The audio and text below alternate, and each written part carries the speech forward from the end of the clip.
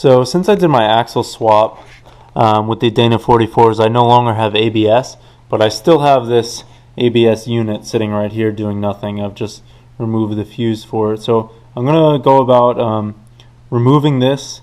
If that causes me to need to run new brake lines, I'm prepared to do so right now. I don't need to right now. I have no leaks, but I will if need be. And I may mount a compressor in there, an onboard compressor, depending how it goes. But I had to do a lot of research kind of to figure out how this project's going to work.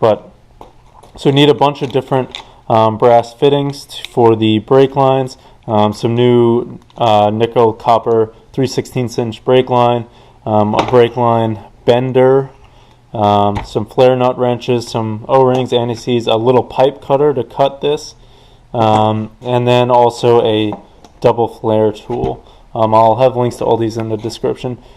But yeah, couldn't find many people documenting doing this, so hopefully I compiled a lot of the research I found written on the forums and make this kind of easier to understand. To start out, I'm going to try to just give myself some extra room to work with.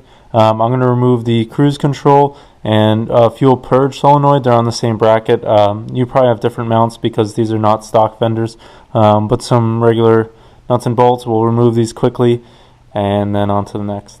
Alright, so I've got everything moved out of the way, so hopefully you guys can see a little better. I did remove, there were two 13mm nuts kind of holding the bracket for this is called a combo block or a proportioning valve, because I had to move my power steering reservoir out of the way, but never mind that. So now we have a better picture. So here's your brake booster. Your brake pedal will come up, connect to a piston that comes through here this is the master cylinder and reservoir. That has only two brake lines coming out of it, both of which go onto the driver's side of this combo block. There's also a plug, and then on the passenger side of this combo block, there are two lines, both of which are going to the ABS pump, and then we have three lines coming out of the ABS pump. One goes all the way to the rear where it splits off at the rear axle, and the other two is one each for the fronts. So one comes right down here, and the other one kind of goes around the engine bay and over to the passenger. So what we're going to be doing, so you have two options. You could, if you can find a combo block from a non-ABS TJ, that will work great. Or what we're going to do is there's a special adapter. So we're going to keep the driver's side of this combo block the same, and then we're going to use this. So the front passenger side of the combo block is going to go to the rear lines, and then this one is going to go to either of the fronts. It doesn't really matter. And then right here in the rear, there's kind of already a nut cap. I'll try to get a better picture once I get it out or something, but there's a special adapter that we have that we can put in there in order to make that a line, and that's going to go to the other front line. I also have it written down here along with sizes. This is what I compiled from the forum knowledge. I'll just pause it here for a second. Hopefully this helps you guys. So I just removed the rearmost output of this proportioning valve right here. It was took a 7/16 inch flare wrench. You want to make sure you get a flare wrench that has the kind of extra side, otherwise guarantee you're going to strip whatever flare nut you're trying to get out. So that's out. I got a rag under here. You want to make sure you catch brake fluid's corrosive, it'll eat paint, so we're trying to mitigate that as much as possible and then catch whatever we can. And so next I'm going to figure out whatever size this next one is. That adapter that I'm talking about for the rear of the proportioning block. So it's an O-ring boss type plug, 5/8 inch wrench to get it off, and then you can see it has an adapter for a double flare to go in there. So we're going to remove the old one, so that's the rear right here with the 5/8 inch wrench, and then thread this in. It is compared to the one I just pulled out of my Jeep, so you can see it looks pretty much the same there, but mine had a cap and the new one has threads. This project has gotten slightly annoying already. So I'm using a 12mm flare nut wrench. I got some of them off, but then other ones it started stripping. I had to use this the little pipe cutter like I talked about to cut those. So I measured this with calipers, and it is for sure a 15/32 inch flare nut. I would bet my life on it. However, I cannot find a flare nut wrench that size at any store near me. I looked briefly online. Maybe I could find it if I dug online, but I'm not waiting for that to ship right now when I'm already partway through this project. So yeah, so we cut them, and now we should be able to start removing the ABS unit now that it's free. So they're 1/2-inch bits. So far I can only see 2 bolts, so there's I don't know if this light is blinding you guys, but there's one right here and then one over there, and then we'll see if there's a third after that. Here's the plug for the ABS unit. This top piece kind of slides in out. Once you pop it all the way up, it'll come out. And so there were 3 of these bolts. As you can see, they were 1/2-inch. Once I got those out, the one that's kind of towards the back is right here, was definitely a lot harder to get at. But anyway, so now we're gonna remove this. So there should be some more bolts, probably different on your fenders than on mine, so that way we can mark it for drilling and installing the onboard air compressor. Since none of these are that bad, I'm going to be reusing the same lines. So I'm going to start with this. This is the passenger line. Just run it back from the passenger caliper. So they're kind of easy to bend by hand, so I can kind of get it approximately where it needs to be. So I kind of got it approximately. I'm going to put it in the far side, and I cut it where I wanted it. So what I'm going to do now is make the double flare. So I'm going to use this kit. So the first thing we're going to do is lock it in the hole of the appropriate size, and you want to get it really tight, like as tight as possible, and then we'll continue from there.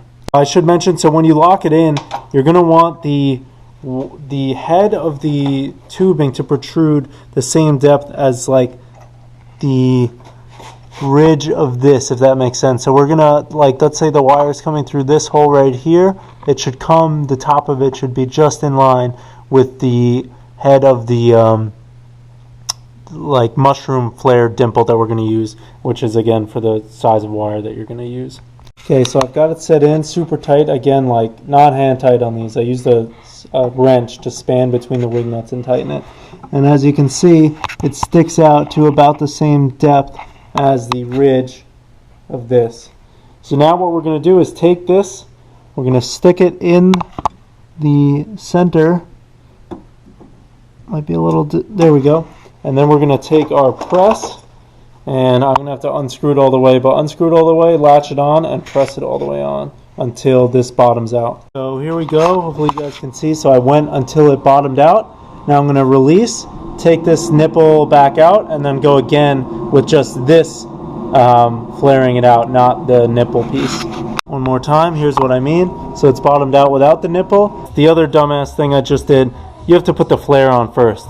So I'm going to cut this, put the flare on, slide it down, and then press it.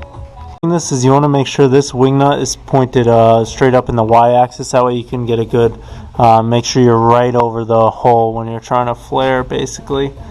Finished up with the passenger brake line. So I reused the original pipe, and then I cut off the fitting. So it's a 3/8 by 24-inch fitting, in case you're wondering with that one. So it's the rear fitting right here on the passenger side of the combo block. And so I cut that. I actually reused a flare nut from the original port. I just had to cut it off and re-flare the pipe. So anyway, that's done. And then for the driver's side, which I'm going to put into the back of that combo plug, it's the same size for the, so you need a 3/8 by 24-inch adapter in here. So I have some of my own that I bought on Amazon right here, little guys. And so I'm going to run my own line. It's pretty short, obviously, from the driver's side. I think I'm going to measure about like maybe less than 3 feet, probably 2 feet or something, to go from where it would mount. I've got it dangling right now, but from here up to the back of here. And this new pipe is pretty easy to bend myself. I did find online someone had measured the lengths of all of the pipe, in case anyone's curious. So if you're running all new pipe yourself, so they measured 105.5 inches for the passenger, 32.5 for the driver, and 103.5 for the rear, giving you a total of just over 20 feet. So if you're looking to run all lines yourself, you're going to need, I would plan for a little extra. It came in a 25-foot spool, so yeah, we should have enough. Oh, and I put anti-seize on the flare nut. Tried to keep it on like the upper thread so it's not actually getting into the combo block. And we're also, I didn't put it too tight. Try to put it like just decently hand tight with the wrench, and then I'll just watch for leaks and continue tightening it as we go if it leaks. This larger nut here is I used a 1/2-inch flare nut wrench, and the threads are 1/2 x 20. So I had to reuse, I didn't have to, but I reused the flare for this one. So this is my rear brakes. As you can tell, this is not easy, honestly. When you have to cut a line, and then in order to re-flare it, you put the flare nut on first, but then you need a straight enough run to get the flare nut back far enough that you can get the sort of vise here to press in the new flare. Anyway, it's really a pain. I honestly think it'd be a lot easier to run all new lines. Like this wire too, or this pipe is much easier to bend, way more malleable. I would recommend that. Too late for me now. I think I've got it in, should be good. And then so I've got the rear good, and I have the passenger brake line good, and I've got my driver's side. See, I ran new line here coming down here, but then I could not for the life of me get this flare nut out because it broke the, let's see if I can find it, it broke the bracket that this thing, when it mounts right there, it broke that. So I have to go, and I tried to weld it and it just started burning it through. Maybe I had my welder on too high of a setting, but it was really shitty anyway. So I'm just gonna buy a new one of these. It's like 20 bucks for a new front driver's side brake hose, and then pet that up, flare in my own end here, put it in, and then we should be good to start bleeding and testing. So I'm going to go ahead and replace both front brake hoses since I broke the one, because I realized since I've gotten the lift I should really get extended ones so they're not maxed out, kind of like this one is right now. So the brake fitting here is a 7/16 inch, then there's a T45 Torx bolt holding the bracket in, and then there's a 1/2-inch banjo bolt at the bottom to completely remove the line. Got my new longer brake hoses here. Here's one of the part numbers is for the passenger one. I'll include a link in the description, but the other one's ends in a 6 instead of a 5.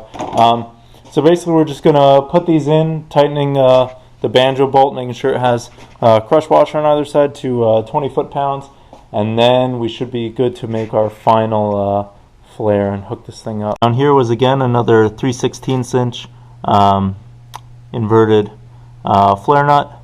Tightened it down to 2 flats past finger tight, kind of. Put some anti-seize. After testing things, my attachment, where I'd kind of just messed with the rear lines a lot, started leaking. So I'm running it anew. So now I've got a 3/16 inch threaded flare nut for where it connects by the rear axle, and then the 1/2 x 20 for where it connects at the proportioning valve. And so I measured it, and I'm going to just cut out 100 inches of this and put both of these on first and then put it in the Jeep. And it's so much easier than trying to like flare and attach a flare nut when you're already under the Jeep or working in it. Went around and bled the brakes. I had my wife go and pump the brakes a couple times, and I just went around the whole system and looked at all of my attachment points looking for leaks. I found a couple that I was able to just tighten a couple more turns with a wrench, one here, then one in the back, and now it seems to be good. And then I went and bled all the brakes. I have a separate video if you need a video on how to do that, and made sure not to let the fluid run low, and I think we're good now and ready for a test drive.